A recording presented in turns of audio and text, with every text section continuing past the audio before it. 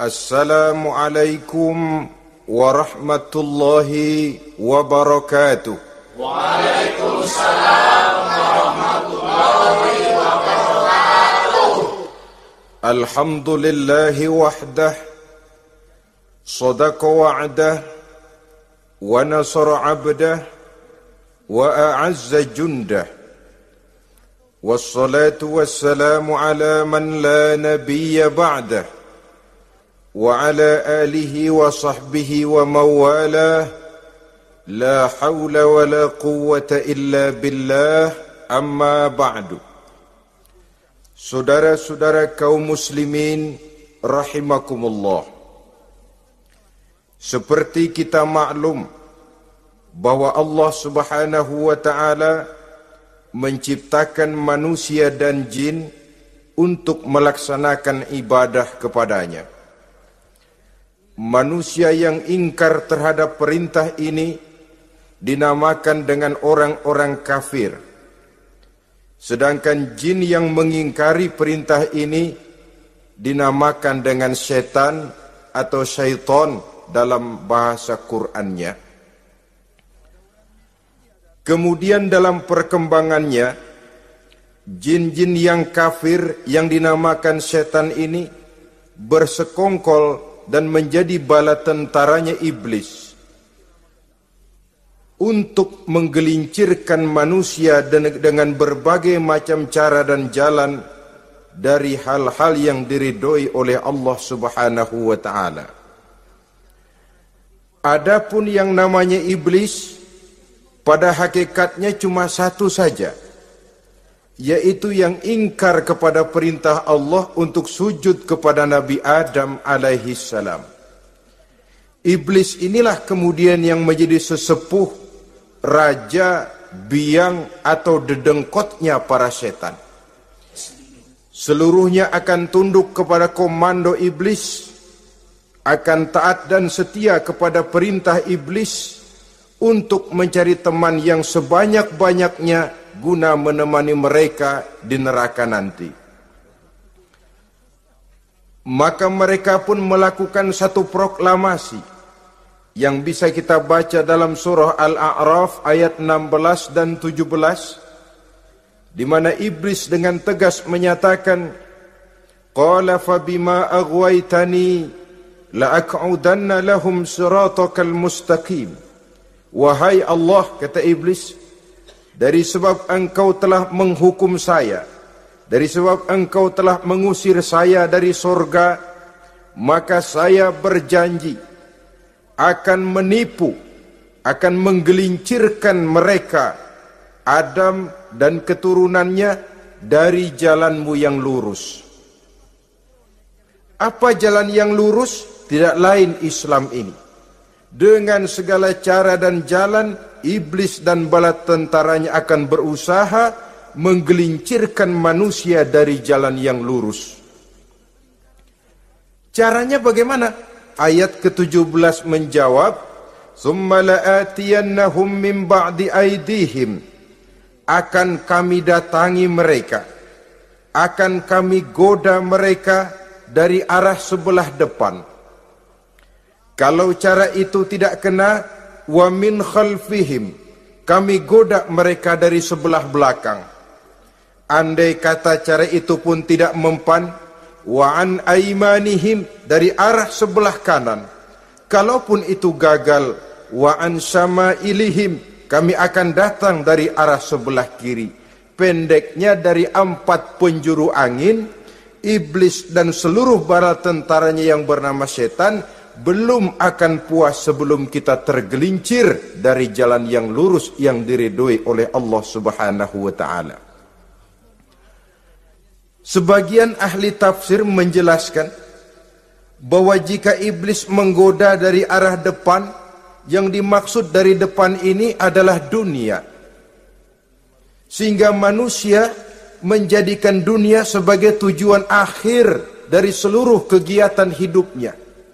Ia pergi pagi, pulang sore, peras keringat, banting tulang, tidak ada yang dikejar kecuali dunia, dan cuma untuk kepentingan dunia. Dunia yang membuat orang berpaling daripada akhirat. dunia yang membuat orang lupa kepada tujuan penciptaannya, maka dunia termasuk perangkap iblis. Apa isi dunia? Biasanya yang lazim itu 3 ta itu. Harta, tahta, wanita. Itu yang bikin orang jadi sibuk sampai lupa kepada tujuan penciptaannya. Untuk apa dia diciptakan oleh Allah? Ini wa'an min baini aidihim. Kami goda mereka dari arah depan dengan menyodorkan dunia dalam bentuk yang hijau ranau, dunia dalam bentuk yang manis sehingga mereka tenggelam di dalamnya lalu melupakan akhirat. Kalau cara itu juga tidak kena, wa min khalfihim, kami datang dari sebelah belakang. Kami lupakan mereka kepada akhirat. Itu mah urusan nanti bagaimana saja. Yang penting yang kita hadapi sekarang apa? Dunia. Akhirat kita belum tahu dan bahkan belum tentu ada. Yang sudah pasti saja kita garap. Melupakan akhirat. Wa an aimanihim, yang dimaksud dari arah sebelah kanan, iblis dan setan selalu menghalang-halangi manusia untuk berbuat kebaikan. Karena kanan adalah lambang kebajikan. Sedangkan an syama'ilihim, kiri adalah lambang kejahatan. Dicegahnya kita berbuat kebajikan dan dibisikannya kita untuk selalu melakukan kejahatan dan kemunkaran. Wala tajidu aktsarahum syakirin, dan akan kamu dapati sedikit sekali di antara manusia yang bersyukur atas nikmat yang telah engkau berikan kepada mereka. Ditanamkan rasa ingkar kepada nikmat. Jika kita tidak kufur iman, dibuatnya kufur nikmat. Mengeluh padahal hidup sudah serba cukup, merasa masih sangat kurang padahal orang lain sudah titik air liurnya melihat keadaan kita. Sedikit sekali di antara mereka yang pandai bersyukur kepada nikmat yang telah engkau berikan itu, ya Allah. Jadi untuk ingkar nikmat, bisikan selalu datang dari iblis. Coba lihat itu, temanmu yang tidak pernah sholat, rezekinya lancar, kamu berhenti saja sholat. Yang tidak pernah ke masjid, pangkatnya naik terus, udah berhenti aja ke masjid. Atau setidak-tidaknya mengeluh dalam hati, Tuhan kayaknya tidak adil, kenapa saya rajin sholat kok rezeki seret bener. Padahal pada dasarnya kalau kita mau berpikir dalam bentuk yang paling mendasar, Allah selalu memberikan yang terbaik untuk kita. Jika begini keadaan kita, inilah yang terbaik buat kita menurut pertimbangan Allah. Jika kita menuntut lebih lagi, mungkin dengan keadaan yang lebih itu kita bisa tergelincir, dan Allah lebih tahu itu. Sebagai pencipta manusia, Allah lebih tahu tentang kemungkinan-kemungkinan yang bisa didapat dan dicapai oleh manusia. Bahasa ringannya, rezeki lu segini aja deh, lu jadi rajin sholat. Kalau rezeki lu melebihan jadi orang kaya dikit, nanti ngelihat masjid minggir. Allah selalu memberikan yang terbaik kepada kita. Saudara-saudara kaum muslimin, adapun iblis dan setan sudah menyadari betul bahwa iblis dan setan tempatnya di akhirat nanti jelas neraka. Itu mereka sudah sadari betul. Maka yang mereka kepengen sekarang, bagaimana mencari teman sebanyak-banyaknya untuk menemani mereka di neraka nanti. Nah inilah yang menyebabkan mereka berjibaku betul. Bahkan ada satu riwayat itu, ada waktu-waktu tertentu di mana para setan ini laporan kepada iblis. Kalau ada yang laporan gagal, bukan main marahnya si iblis ini selaku komandan. Kata setan, Pak, saya gagal menggoda si fulan karena imannya kuat. Goblok kamu. Dengan apa kamu goda dia? Dengan kedudukan. Dia tidak mau. tempuh dengan jalan lain, barangkali dengan harta. Kalau dengan harta tidak bisa, barangkali dengan wanita. Kalau dengan wanita tidak bisa, tempuh segala macam cara. Dan mereka yang laporannya enak, artinya berhasil menggoda banyak orang-orang beriman, itu konditenya naik. Bahkan mendapat semacam piagam penghargaan sebagai kadar militan daripada iblis. Nah, mereka berusaha dengan segala macam cara mengumpulkan teman sebanyak-banyaknya. Kalau mereka sendiri sudah tahu pasti, sadar nasib saya di akhirat nanti pasti masuk neraka, diazab dan disiksa oleh Allah. Cuma saya begini ini lantaran ulahnya Nabi Adam dulu. Maka anak-anak cucu Nabi Adam harus menjadi teman-teman saya sebanyak-banyaknya guna menemani saya di dalam neraka. Oleh karena itu, pada kesempatan pertemuan saat ini, kita akan membicarakan siapa sih teman-teman setan itu. Diriwayatkan dari Wahab bin Munabbih bahwa pada satu hari iblis diperintahkan oleh Allah untuk datang kepada baginda Rasulullah sallallahu alaihi wasallam dan menjawab segala pertanyaan yang diajukan oleh baginda Nabi. Datang iblis dalam bentuk orang tua pakai tongkat. Jadi iblis itu bisa malih warna. Dia termasuk jenis makhluk halus toh. Seperti halnya jin dan malaikat, itu bisa malih warna sesuai dengan yang mereka kehendaki. Ketika datang, baginda Nabi bertanya, "Man anta?" Siapa kamu? Dia jawab, "Ana iblis." Saya iblis. Jujur. "Limadza ji'ta?" Mau apa kamu datang kemari? Kata baginda Nabi.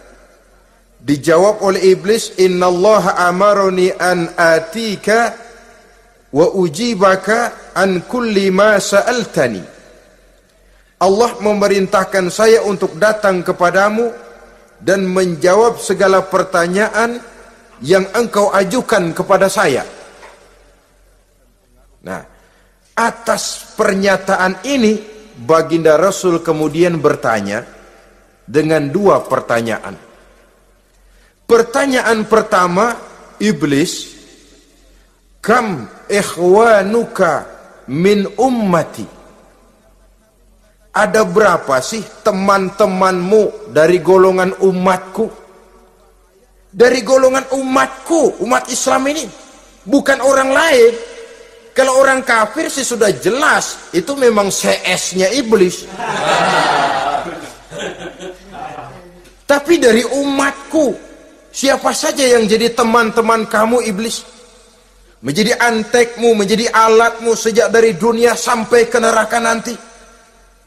Atas pertanyaan ini iblis menjawab, "Teman-teman saya dari golongan umatmu ya Muhammad, asyarun, ada 10 orang.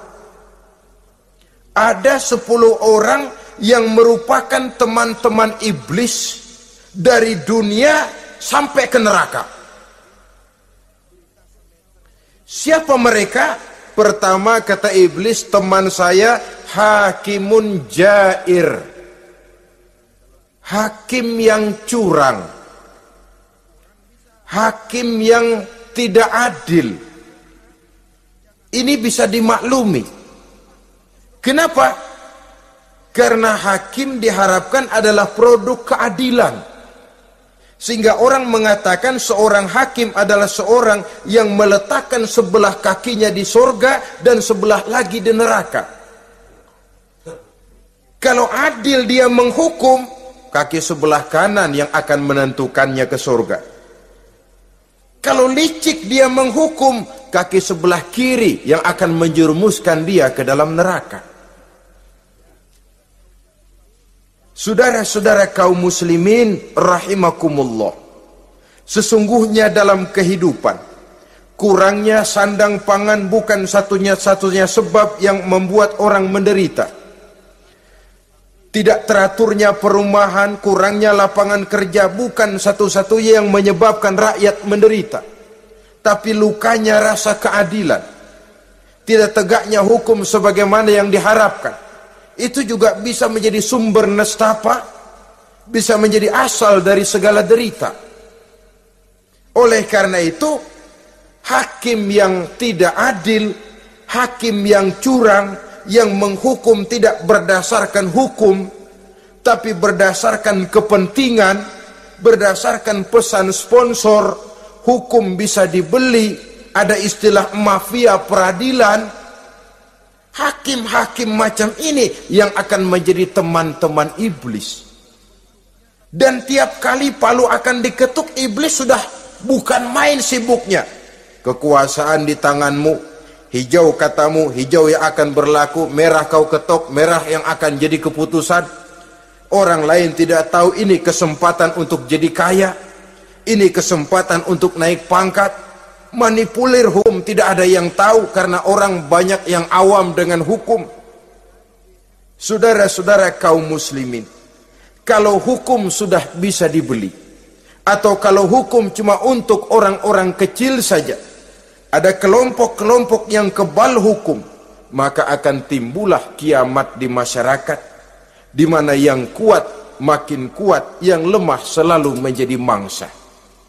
Oleh karenanya, hakim yang serong, hakim yang durjana merupakan teman-teman setan, merupakan teman-teman iblis dari dunia sampai ke neraka nanti.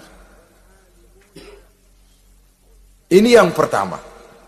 Oleh karenanya, pada dasarnya setiap kita adalah hakim untuk keluarga. Dalam pergaulan hendaklah adil di dalam memutuskan segala sesuatu. Lebih-lebih hakim yang memang menjadi pengayom masyarakat. Bukankah lambang para hakim digambarkan dalam bentuk neraca yang berimbang? Tidak berat ke kiri, tidak juga berat ke kanan. Dalam arti objektif memberikan keputusan sesuai dengan hukum, sehingga masyarakat terlindungi. Dan hakim yang adil secara praktis adalah musuh daripada setan. Dimanapun setan dan iblis paling gak demen sama hakim yang adil. Itu merupakan musuh besar bagi setan.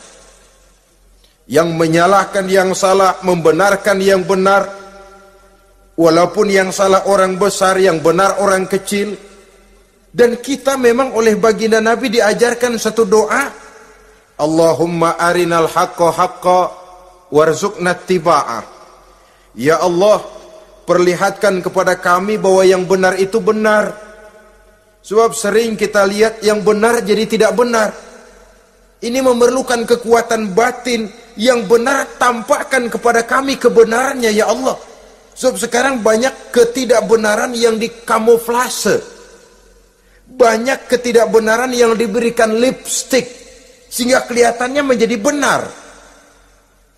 Ini baik doa ini saya pikir dibaca oleh para hakim. Allahumma arinal haqqa haqqa. Ya Allah, perlihatkan kepada saya bahwa yang benar itu benar. Dan tidak cuma sekedar itu, warzuqni ittiba'ah, berikan kekuatan kepada saya untuk mengikuti kebenaran itu. Sebab kadang-kadang terjadi juga dia tahu yang benar itu benar, tapi tidak punya keberanian moral untuk mengatakan bahwa itu benar. Dia tahu itu barang yang hak, tapi tidak terpanggil mengikuti yang hak, tidak punya kekuatan moral untuk mengikutinya. Lalu doa ini pun disambung, wa arinal batila batilan warzuqna ijtinabah. Wahai Allah, perlihatkan kepada kami bahwa yang batil adalah batil, bahwa yang salah adalah salah, bahwa yang munkar adalah munkar. Berikan kepada kami kekuatan untuk menjauhi yang munkar, yang batil, yang zalim. Saudara-saudara kaum muslimin rahimakumullah, Kita sering mencaci kaum pelacur sebagai sampah masyarakat. Tapi sadarkah kita bahwa pelacuran di bidang hukum, pelacuran di bidang intelektual, kadang-kadang pelacuran di bidang agama, dalam arti menjual ayat untuk membela yang salah dan menekan yang benar, ini juga tidak kalah bahayanya dengan prostitusi, pelacur-pelacur yang kita anggap sebagai sampah daripada kehidupan masyarakat itu. Oleh karenanya, maka hakim yang adil merupakan musuh utama daripada iblis dan setan. Mereka akan sibuk sekali kalau seorang hakim sudah berketetapan untuk melahirkan keputusan hukum yang seadil-adilnya. Ini yang pertama, teman setan adalah hakim yang nyeleweng, yang tidak adil. Yang kedua, teman saya, kata iblis, ghaniyun mutakabbir, orang kaya yang sombong. Orang kaya sombong itu teman setan. Orang miskin sombong itu lebih teman lagi tuh. Sebab ini sudah kelewatan. Kalau orang kaya sombong barangkali masih lumayan lah, memang kaya. Tapi kalau sudah miskin sombong, minta ampun. Orang kaya yang sombong adalah musuh iblis. Sebab pada hakikatnya tidak ada yang kaya dalam kehidupan ini kalau sudah bercermin kepada apa sih yang kita punya. Nabi Sulaiman karena merasa menguasai antara masyrik dan maghrib, satu hari pernah mohon izin kepada Allah. Ya Allah, saya mohon izin kepadamu untuk memberikan makan kepada seluruh makhluk-makhlukmu sekedar satu hari saja. Baik, satu hari Nabi Sulaiman mau menjamin menanggung makannya semua makhluk karena merasa kaya. Baik, kata Allah. Lalu sibuklah Nabi Sulaiman mengadakan persiapan. Seluruh bala tentaranya, jin, binatang dikumpulkan, mengumpulkan makanan yang sebanyak-banyaknya, diatur di satu lapangan yang sangat luas. Sebab ini yang mau makan tentu tidak sedikit. Sudah selesai persiapan, kata Allah, sudah selesai Sulaiman? Sudah, ya Allah.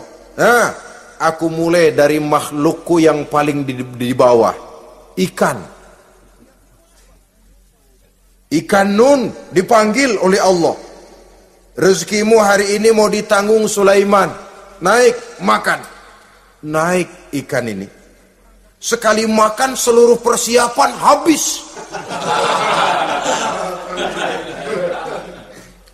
Goleng kepala Nabi Sulaiman, beliau sadar lalu sujud, maha kaya engkau ya Allah. Boro-boro nanggung makanan semua makhluk hidup sehari, ikan satu enggak keurusan. Ini baru sekali makan, bagaimana nambahnya? Jadi apa sih yang kita anggap kaya ini? Maka orang kaya yang sombong pada hakikatnya kacang yang lupa akan kulitnya. Tidak ada yang kita bawa pada saat kita terlahir ke alam ini, sebagaimana juga tidak ada yang kita bawa pada saat kita meninggalkan alam ini. Harta kita akan pindah nama. Sebab itu yang perlu kita jaga pada hakikatnya tidak lain nilai-nilai iman, sebab ini yang akan kita bawa. Cuma ironinya, karena iman itu abstrak, bukan benda, orang yang kehilangan iman tidak pernah ribut. Sebaliknya, karena harta itu materi, benda konkret, orang yang kehilangan harta cepat merasa, cepat ribut. Motor hilang, ribut. Kenapa? Motor itu benda, kelihatan. Duit hilang, ribut. Televisi hilang, ribut. Kenapa? Benda. Tapi kalau iman yang hilang, wah kelihatannya tenang-tenang saja, Pak.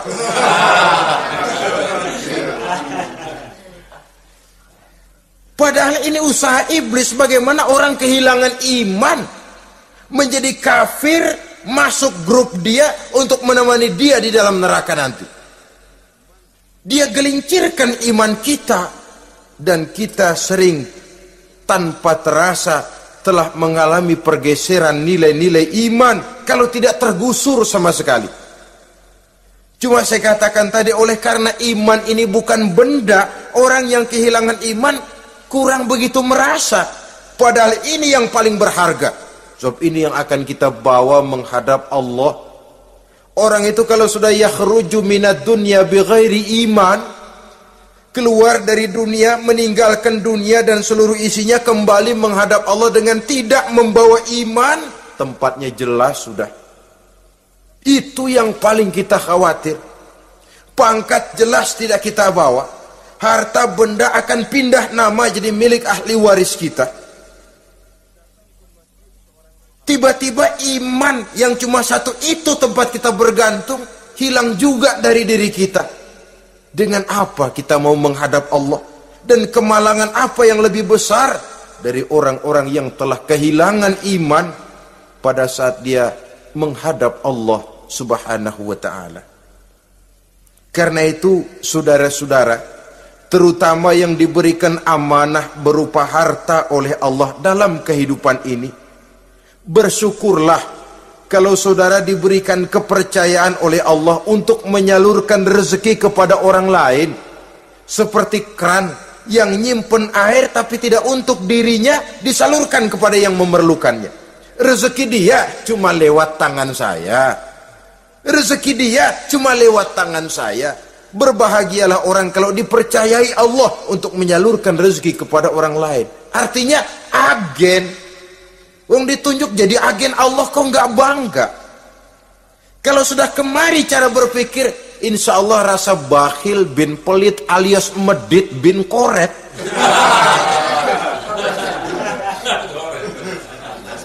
Itu insya Allah nggak ada.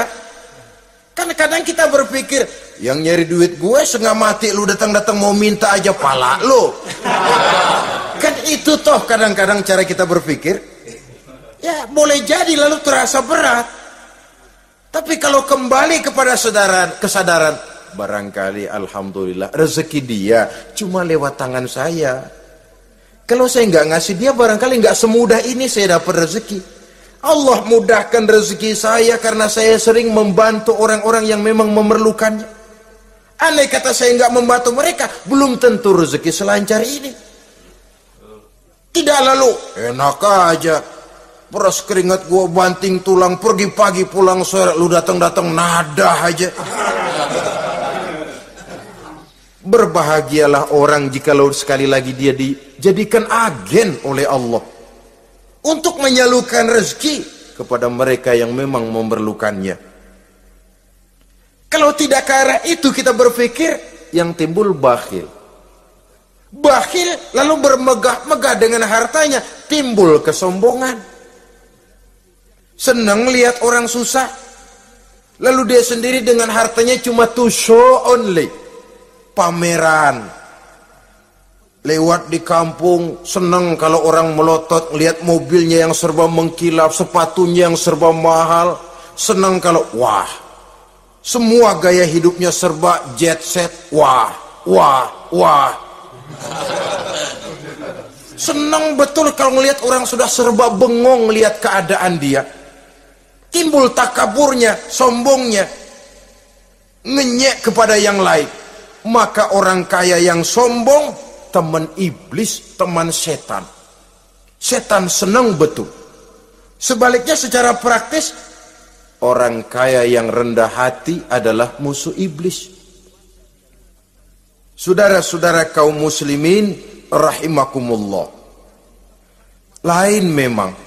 Kalau kita diberikan ilmu di akhirat nanti, pertanyaan cuma satu, ilmumu kau amalkan untuk apa? Kalau kita diberikan umur panjang, pertanyaan akhirat satu saja, umurmu kau habiskan di mana? Tapi kalau sudah harta diberikan kepada kita, pertanyaan akhirat dua. Min aina iktasabahu wa fima anfaqahu. Hartamu kau dapat dari mana, kau belanjakan kemana? Depan belakang ditanya. Yang ketiga, teman iblis itu tajirun khain, pedagang yang berkhianat, baik kepada sesama teman pedagangnya karena ingin lebih maju dari yang lain. Terjadi persaingan yang tidak sehat di berbagai bidang bisnis, ataupun kepada para pembelinya dengan mengatakan barang yang baik adalah barang yang tidak baik menjadi baik. Sebab pada dasarnya apabila kaum pengusaha sudah berkhianat, akan timbul kegoncangan ekonomi. Dan kegoncangan ekonomi dampaknya adalah melahirkan kelas-kelas kemiskinan. Kemiskinan merupakan satu perangkap iblis. Biasanya orang kalau udah melarat, udah dekat banget sama kafir. Kalau tidak dilatar belakangi oleh nilai iman yang kuat. Udah melarat, udah dekat benar dah sama kafir. Apalagi iblis ini menggodanya pandai dia. Kepada orang miskin dia datang dengan bujukan materi. Kepada yang cukup hartanya dia datang dengan bisikan lain. Pendeknya iblis dan setan itu kalau ibarat tukang joget, dia ngerti betul irama kendang.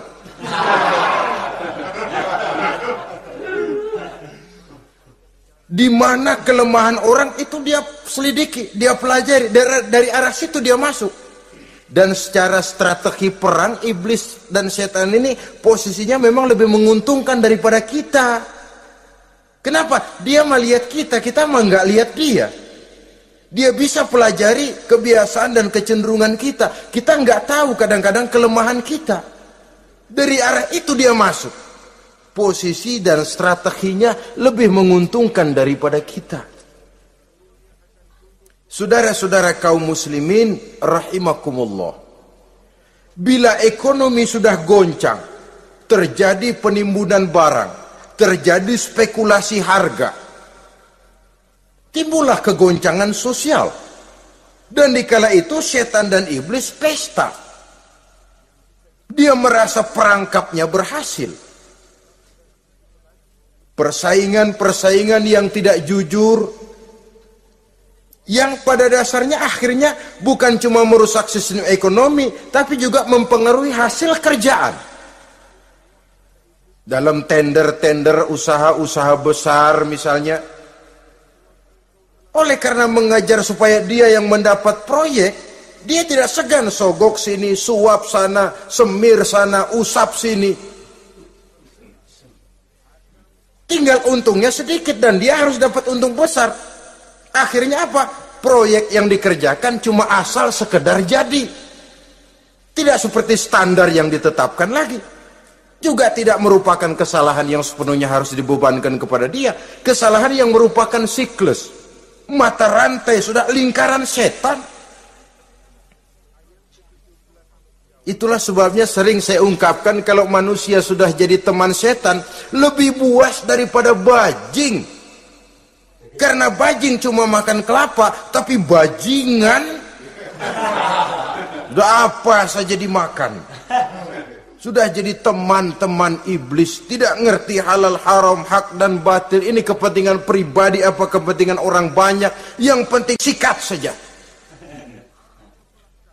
Jadi yang ketiga ini targetnya memang kekacauan ekonomi. Yang kemelaratan, kemiskinan merupakan tangga untuk sampai kepada kekafiran. Dan iblis tahu betul itu.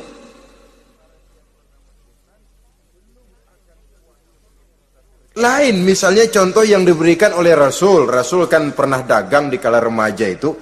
Membawa dagangannya Siti Khadijah. Kain. Beliau dagang kain. Berapa kain ini? Oh, kalau ini Saya ambil dari Ibu Khadijah 25 rupiah. Saudara mau beli saya berapa terserah, asal saya ada untungnya. Dan kalau modalnya 25, betul-betul beliau udah bilang 25. Jujur. Kita kan enggak, udah bohong campur sumpah lagi.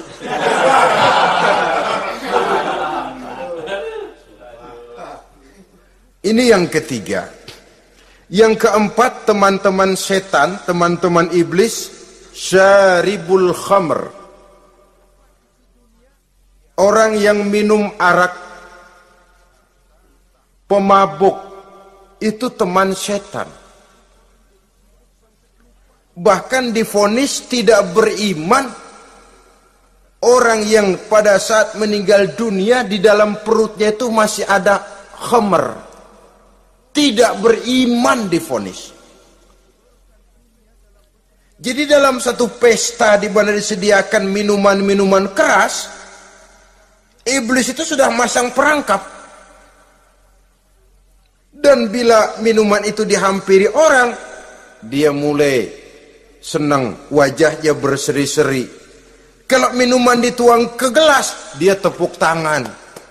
Bila minuman mulai mengalir ke tenggorokan, dia jijimprakan iblis. Girang bukan main.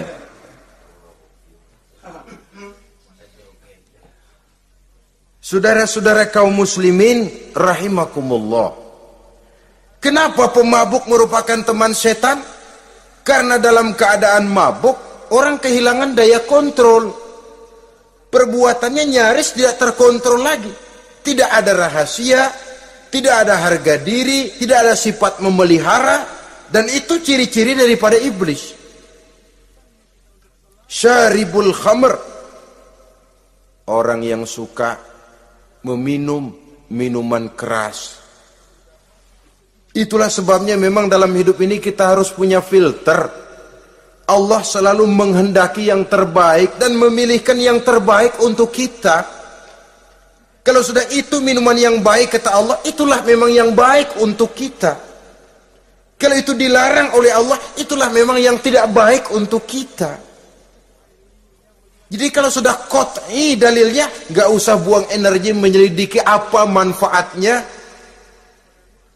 Kalau sudah qat'i dilarang, nggak usah buang energi menyelidiki apa bahayanya khamr. Allah tidak akan melarang sesuatu yang mengandung manfaat.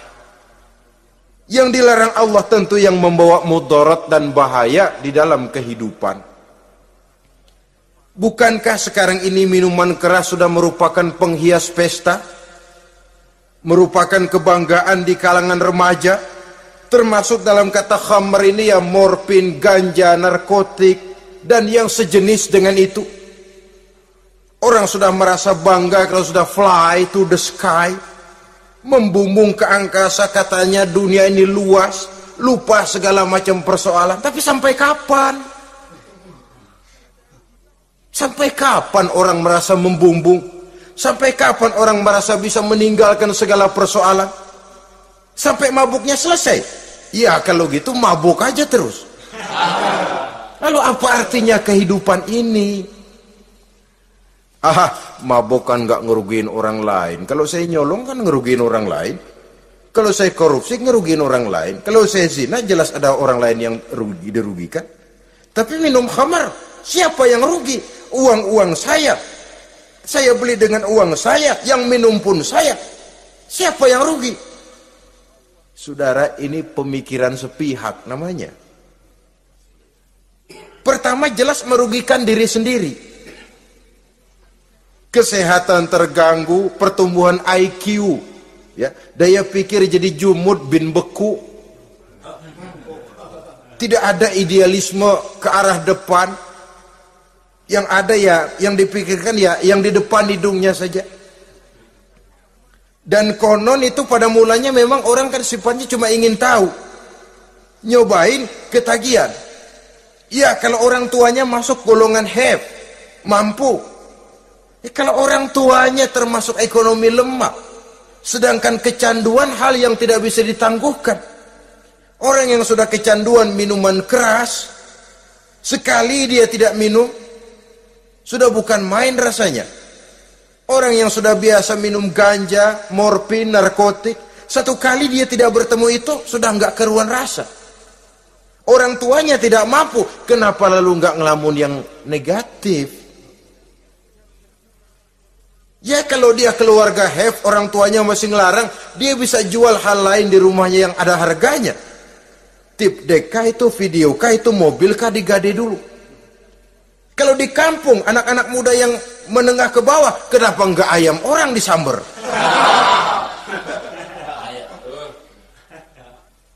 Terjadilah perbuatan negatif yang akhirnya merembet kepada merugikan orang lain.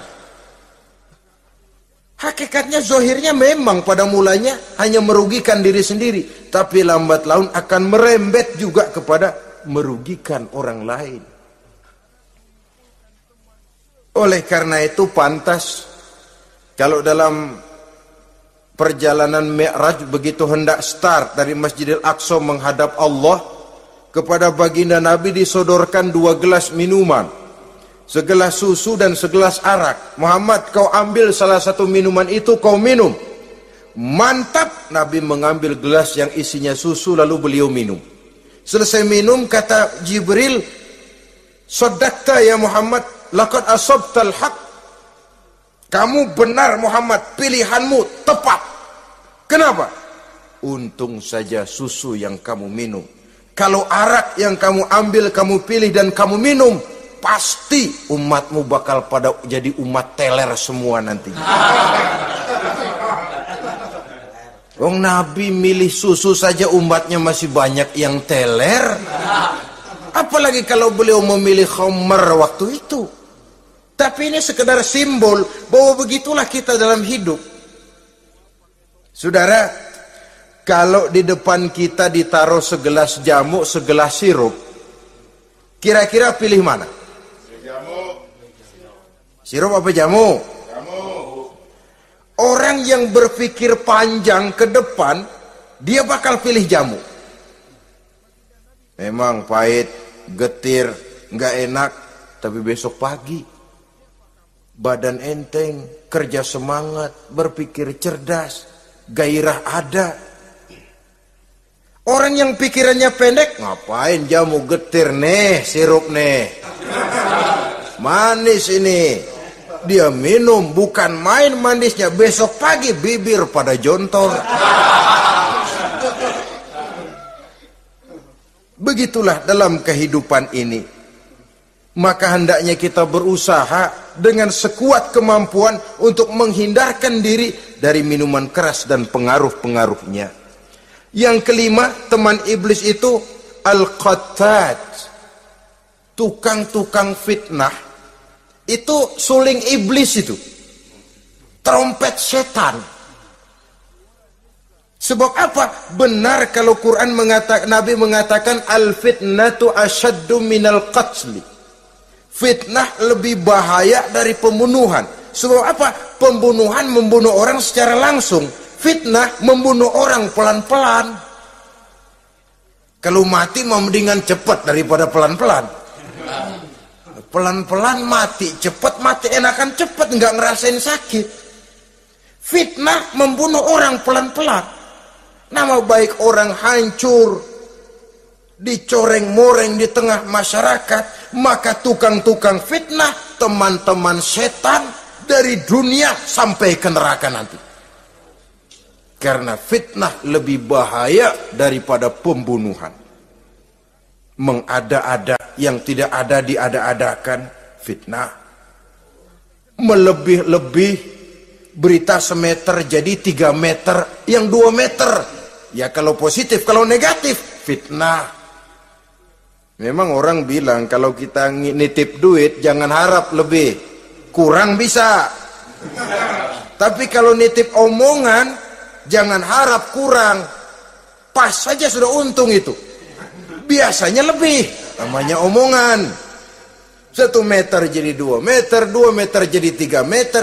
Itu sifat dari yang namanya omongan. Kita kirim uang, udah gak bakalan lebih dah. Ini nitip uang sama saya 50.000, tambahin 10.000, langka yang berpikir begitu. Kurang malah bisa, enak aja nitip, gua kan kemarin pakai ongkos. Hitung transport misalnya. Tapi kalau sudah nitip omongan, pas saja sudah untung loh. Biasanya malah lebih. Fitnah pernah melanda Nabi Zakaria. Fitnah pernah melanda Habil dan Qabil. Fitnah pernah melanda Nabi Ibrahim. Fitnah bahkan pernah melanda kehidupan baginda Rasulullah sallallahu alaihi wasallam. Dalam peristiwa yang lazim kita kenal dengan hadisul ifki, bagaimana gosip pun sempat mengguncang rumah tangga kehidupan baginda Nabi. Sehingga pantas kalau beliau sendiri mengatakan al-fitnatu asyaddu minal qatli. Fitnah itu lebih bahaya daripada pembunuhan, karena fitnah membunuh orang secara pelan-pelan. Saudara-saudara kaum muslimin rahimakumullah, lidah tidak bertulang. Saghirul jirmi azimul jurmi, kecil bentuknya tapi besar akibatnya. Kalau kita luka karena silet 2-3 hari boleh sembuh. Tapi luka karena lidah seumur hidup kita ingat. Asal lihat orangnya ingat, nih dia nih yang ngomong kagak enak banget, gua tandain dah.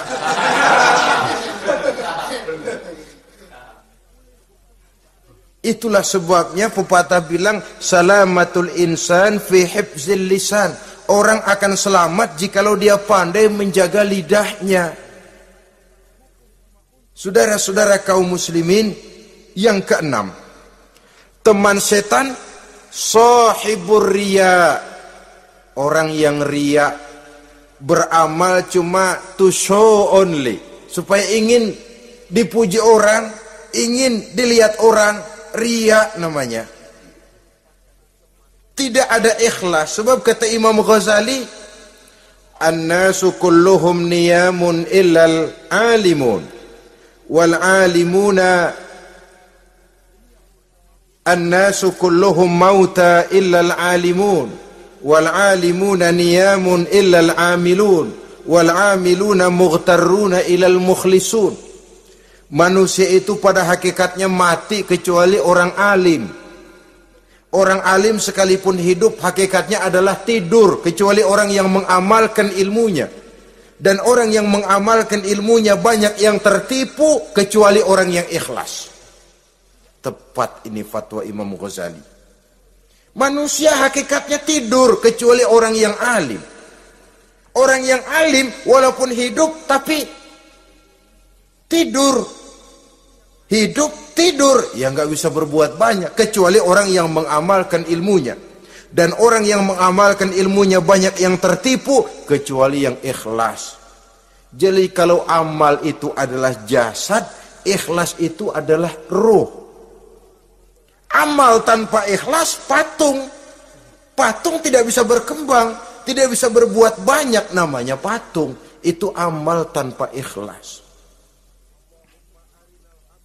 Ini termasuk penyakit batin toh, ikhlas, riya, ujub, sum'ah, penyakit kepengen didengar orang, penyakit kepengen dilihat orang. Wah, kalau sembayangnya dilihat orang mantap betul, kayak besok mau mati. Tapi kalau sudah sembahyang nggak dilihat orang, wah kilat khusus, cepat bukan main. Riya. Ini yang menghancurkan amal ini nggak terasa. Sifat kita sendiri. Riya ini menggeragoti amal.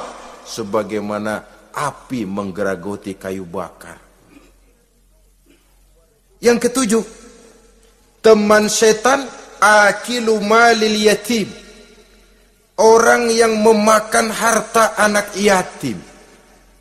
Itu setan senang betul itu. Dia bisikan, lah kau kan ngurus anak yatim. Kau sudah menanamkan budi kepada mereka. Jadi wajar kalau kau ambil bagian.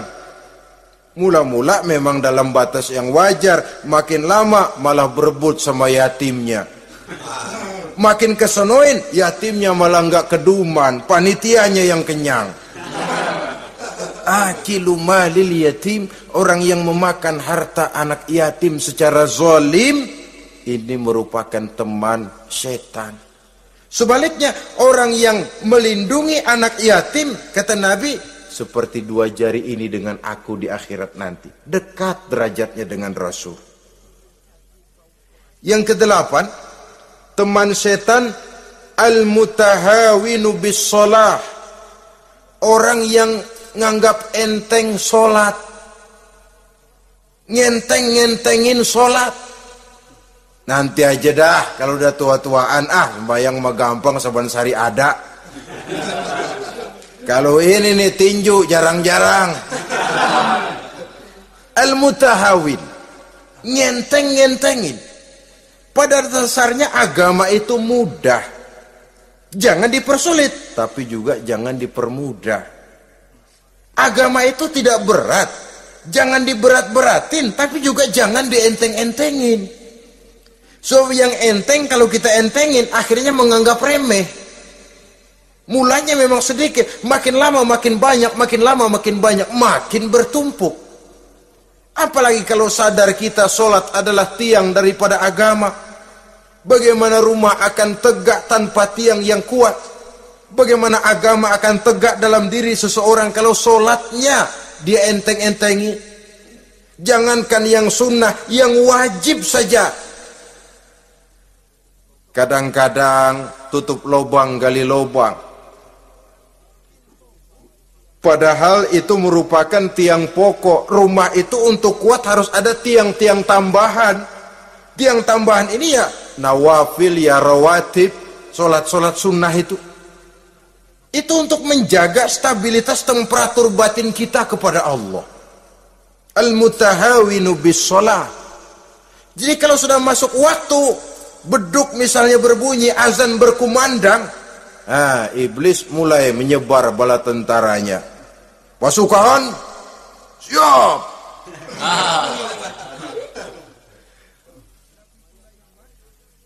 Kama yang dagang dia bisikin, sedang enaknya lo dagang, pembeli lagi banyak-banyak, sembahyang mah ada besok. Sama yang kerja, jangan ditinggal ini kerjaan, tanggung, sembahyang masih ada besok. Saudara-saudara kaum muslimin rahimakumullah, andai kata kita berhasil, kita tinggalkan kesibukan, lalu kita pergi sholat, apa iblis diam? Setan tenang? Tidak, masih dia bisiki kita. Iya, kalau mau sembahyang ya sembahyang, cuma buruan udah. Nah, yang mau belanja, yang menunggu, bukan main. Sampai rukuk kita tidak sempurna, bacaan kita semrawut, sujud kita tidak lengkap, sholat juga, tapi disitulah masuk iblis. Atau kalau itu kita berhasil cegah, rukuk tertib, ada tumakninah, sujud bagus, iblis masuk lagi. Wah, memang sembahyang kamu mantap, orang lain gak ada yang sembahyang kayak kamu. Yang timbul apa? Ujub, sombong kepada diri sendiri. Begitu rapi sembahyang, lu ya pada kagak sembahyang, apaan lu? Gua nih. Itu sudah perangkap iblis. Jadi lewat segala macam cara dan jalan, kepada yang ibadahnya bagus ditanamkan rasa ujub. Kepada yang mau berusaha bagus ditanamkan sifat was-was, buru-buru. Saudara-saudara kaum muslimin, ini yang ke-8. Yang ke-9, mani'uz zakah. Orang yang enggan membayar zakat itu teman setan. Gak ada urusan sama zakat. Sayang-sayang harta dizakatin. Saudara-saudara, padahal zakat itu kata Nabi, zakku amwalakum biz zakat. Bersihkan hartamu dengan zakat. Jadi barangkali bercampur harta itu dengan sedikit yang tidak baik, bercampur dengan yang kotor. Zakat itu membersihkan yang lain. Kita misalnya dalam satu kelas punya murid 40 orang, 42 orang, ada 2 orang yang bandel, nggak ketulungan. Sudah segala macam cara kita perbaiki, nggak juga berhasil. Ini kan kalau nggak diatasi kan mempengaruhi yang teman-teman yang 40 orang. Untuk menyelamatkan yang 40 ini, nggak apa-apa yang 2 keluarin. Bikin pemecatan. Anak saudara, kami sudah tidak sanggup lagi mengajar. Dengan ini kami berhentikan dari sekolah yang kami pimpin untuk menyelamatkan teman-teman yang lebih banyak. Mengeluarkan yang 2 untuk menyelamatkan yang 40. Sebab kalau tidak ini nanti ngerembet, yang 40 ngikut jadi ngeres. Itu juga harta. Zakat untuk membersihkan yang masih tersisa. Yang terakhir, yang ke-10, teman setan, musuh, teman iblis, man yutilul amal. Orang yang terlalu panjang angan-angan. Penghitung bintang di langit. Yang hidup cuma ngitung jikalau. Wiridannya cuma jikalau.